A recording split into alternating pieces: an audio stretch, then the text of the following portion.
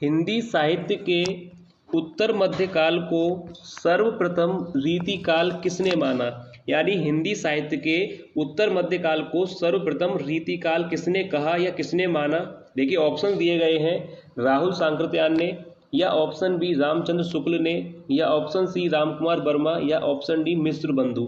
तो देखिए हिंदी साहित्य के उत्तर मध्यकाल को सर्वप्रथम रीतिकाल कहा था यानी रीतिकाल माना था, यानी ऑप्शन बी सही हो जाएगा, ऑप्शन बी रामचंद्र शुक्ल ने। याद रखिएगा, काफ़ी महत्वपूर्ण प्रश्न है, आपकी परीक्षा के लिए पूछा जा सकता है कि उत्तर मध्यकाल को रीतिकाल किसने कहा था या किसने माना था। तो याद रखिएगा ऑप्शन बी रामचंद्र शुक्ल इस प्रश्न का राइट आंसर है कि उत्तर मध्यकाल को सर्वप्रथम रीतिकाल रामचंद्र शुक्ल ने माना था। याद रखिएगा, अच्छा प्रश्न है एग्जाम के लिए।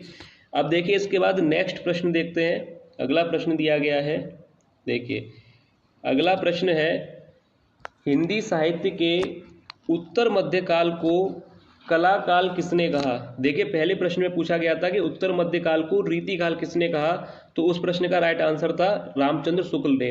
अब यहाँ पर आपसे सेकंड प्रश्न पूछा गया है कि उत्तर मध्यकाल को कला काल किसने कहा था। अब दो प्रश्न हैं, दोनों ही प्रश्न काफ़ी महत्वपूर्ण है। ये वाला प्रश्न भी आपकी परीक्षा के लिए काफ़ी महत्वपूर्ण है, इसलिए मैंने स्टार बना दिया है। प्रश्न पूछा जा सकता है आपसे परीक्षा में कि उत्तर मध्यकाल को कला काल किसने कहा। अब देखिए ऑप्शंस दिए गए हैं, आचार्य रामचंद्र शुक्ल ने, या ऑप्शन बी हजारी प्रसाद द्विवेदी ने, या ऑप्शन सी महावीर प्रसाद द्विवेदी, या ऑप्शन डी डॉक्टर रामशंकर शुक्ल रसाल ने। तो देखिए ये प्रश्न भी अगर आपसे पूछा जाता है कि उत्तर मध्यकाल को कला काल किसने कहा था, तो इसमें राइट आंसर हो जाएगा ऑप्शन डी, यानी डॉक्टर रमाशंकर शुक्ल रसाल ने उत्तर मध्यकाल को कला काल माना था। याद रखिएगा, और इनके साथ साथ डॉक्टर रामकुमार वर्मा ने भी उत्तर मध्यकाल को कला काल कहा था। याद रखिए दोनों ही इस प्रश्न के राइट आंसर हैं। यहाँ पर ऑप्शन दिया गया है डॉक्टर रमाशंकर शुक्ल का, तो यहाँ पर ऑप्शन डी राइट है, पर इसकी जगह ऑप्शन दिया गया होता डॉक्टर रामकुमार वर्मा और ये तीन ऑप्शन सेम होते तो वहाँ पर राइट आंसर हो जाता डॉक्टर रामकुमार वर्मा, क्योंकि उत्तर मध्यकाल को कलाकाल डॉक्टर रामकुमार वर्मा और डॉक्टर रमाशंकर शुक्ल रसाल दोनों ही ने ही उत्तर मध्यकाल को कलाकाल माना था। याद रखिएगा, कंफ्यूज बिल्कुल मत होना। अब इसके बाद देखिए अगला प्रश्न देखते हैं, क्वेश्चन नंबर 3। देखिए अगला प्रश्न दिया गया है, रीति संप्रदाय के प्रवर्तक कौन है? ऑप्शन दिए गए हैं वामन, वामह, कुंतक या दंडी। तो देखिए रीति संप्रदाय के प्रवर्तक कौन है, ये भी काफ़ी अच्छा प्रश्न है, एग्जाम में आप लोगों से पूछा जा सकता है। रीति संप्रदाय के प्रवर्तक कौन है, अगर ये प्रश्न आता है तो याद रखिएगा ऑप्शन ए वामन, यानी आचार्य वामन इस प्रश्न का राइट आंसर होगा। रीति संप्रदाय के प्रवर्तक अगर आपसे पूछा जाता है तो याद रखिएगा आचार्य वामन, यानी पहला ही ऑप्शन सही हो जाएगा, रीति संप्रदाय के प्रवर्तक आचार्य वामन है। अब देखिए इसके बाद अगला प्रश्न देखते हैं। देखिए अगला प्रश्न दिया गया है, ध्वनि सिद्धांत के प्रवर्तक आचार्य कौन है, यानी ध्वनि सिद्धांत के प्रवर्तक कौन है। तो ऑप्शन दिए गए हैं भट्टनायक, या ऑप्शन बी विश्वनाथ, या ऑप्शन सी आनंदवर्धन, या ऑप्शन डी मम्मट। तो देखिए ध्वनि सिद्धांत के प्रवर्तक आचार्य कौन है, तो इस प्रश्न का जो राइट आंसर होगा यानी ऑप्शन सी, याद रखिएगा आनंदवर्धन ध्वनि सिद्धांत के प्रवर्तक माने गए। ध्वनि सिद्धांत के प्रवर्तक आचार्य हैं आनंदवर्धन। याद रखिएगा आचार्य आनंदवर्धन जो है ध्वनि सिद्धांत के प्रवर्तक है। अच्छा प्रश्न है, काफ़ी महत्वपूर्ण प्रश्न है आज की वीडियो में, इसलिए आप लोग हर एक प्रश्न को देखिएगा। अब देखिए इसके बाद अगला प्रश्न देखते हैं। देखिए अगला प्रश्न दिया गया है, देव कवि ने रीति को कहा है। देव कवि ने रीति को कहा है, ऑप्शन ए काव्य का गुण, या ऑप्शन बी काव्य का द्वार, या ऑप्शन सी काव्य स्वभाव, या ऑप्शन डी काव्य रचना विधि। तो देव कवि ने रीति को कहा है, याद रखिएगा ऑप्शन बी काव्य का द्वार। याद रखिएगा, अच्छा प्रश्न है, देव कवि ने रीति को कहा है काव्य का द्वार। याद रखिएगा ऑप्शन बी सही हो जाएगा। अब इसके बाद देखिए अगला प्रश्न देखते हैं।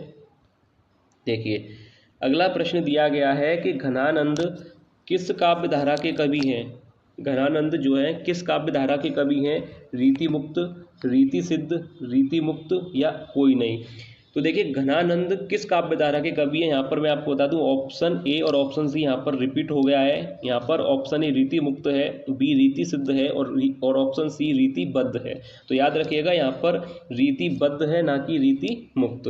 तो यहाँ पर राइट आंसर हो जाएगा कि घनानंद किस काव्य धारा के कवि हैं, याद रखिए ऑप्शन ए सही हो जाएगा, रीति मुक्त काव्य धारा के कवि हैं घनानंद।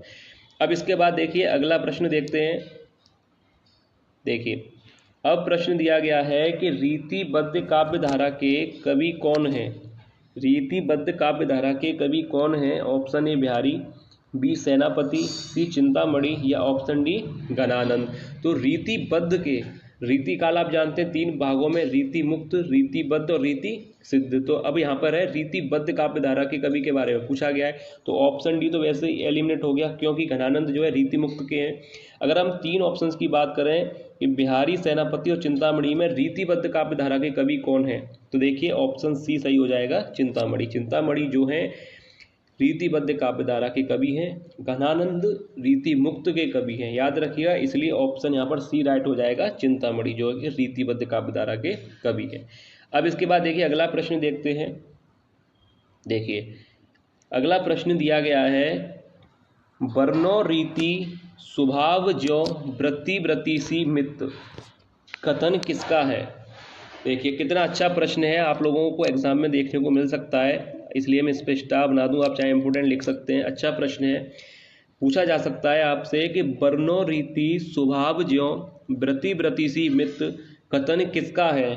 यानी ऑप्शन दिए गए हैं भूषण, यानी ऑप्शन बी देव, सी चिंतामणि या ऑप्शन डी घनानंद। तो ये जो कथन कहा गया है कि वर्णो रीति स्वभाव ज्यों वृत्ति वृत्ति सी मित, यह कथन किसका है। तो याद रखिएगा, अच्छी तरह से इस कथन को पढ़ लीजिए। इस प्रश्न का जो राइट आंसर है यानी ऑप्शन सी चिंतामणि का यह कथन है, याद रखिएगा चिंतामणि, यानी ऑप्शन सी इस प्रश्न का राइट आंसर हो जाएगा। वर्णो रीति स्वभाव ज्यों वृत्ति वृत्ति सी मित, अगर ये पूछा जाता है तो याद रखिएगा चिंतामणि। अब इसके बाद देखिए अगला प्रश्न देखते हैं। देखिए अगला प्रश्न फिर एक कथन दिया गया है, यानी एक पंक्ति दी गई है, कथन या पंक्ति दी गई है यहाँ पर कि रीति सुभाष कवित्व की वर्णत बुध अनुसार। पंक्ति किसकी है? देखिए रीति सुभाष कवित्व की वर्णत बुध अनुसार पंक्ति जो है किसकी है।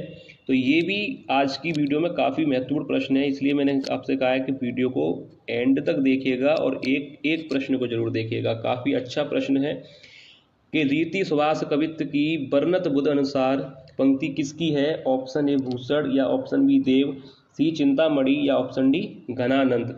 तो अगर देखिए इस पंक्ति को भी अच्छी तरह से पढ़ लीजिए। अगर ये पंक्ति भी अगर आपको एग्जाम में आती है तो याद रखिएगा सी यानी चिंतामणि ही की ये पंक्ति है, रीति सुभाष कवित्व की वर्णत बुध अनुसार। अगर इस पंक्ति के बारे में पूछा जाता है किसकी है तो याद रखिएगा चिंतामणि की यह पंक्ति है।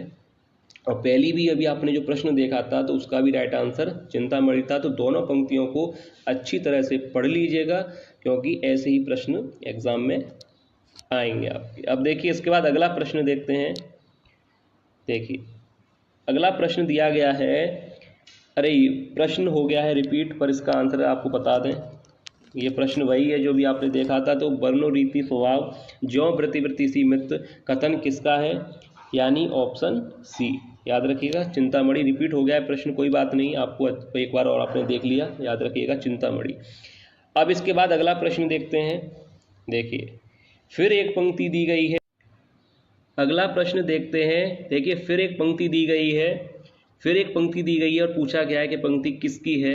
देखिए पंक्ति को पढ़ते हैं कि लोग है लगी कवित्व बनावत मोहे तो मेरे कवित्व बनावत। तो देखिए ये पंक्ति दी गई है कि लोग है लागी कवित्व बनावत मोहे तो मेरे कवित्व बनावत। पंक्ति किसकी है, यानी ये जो पंक्ति दी गई है किसकी है। ऑप्शन देखे दिए गए हैं भिखारी दास, घनानंद, सेनापति या ऑप्शन डी दिया गया है आलम। तो आप अच्छी तरह से पंक्ति को पढ़िएगा, आप अच्छी तरह से पंक्ति को समझ लीजिए क्योंकि पंक्तियां एग्जाम में आपको पूछी जा सकती हैं कि किसकी पंक्ति है। तो ये पंक्ति काफ़ी महत्वपूर्ण है, इसलिए इस प्रश्न को लिया गया है। मैं यहाँ पे लिख दूँ ताकि जो भी विद्यार्थी देखें उन्हें पता रहे कि काफ़ी महत्वपूर्ण प्रश्न है। पंक्ति आप लोगों ने पढ़ ली।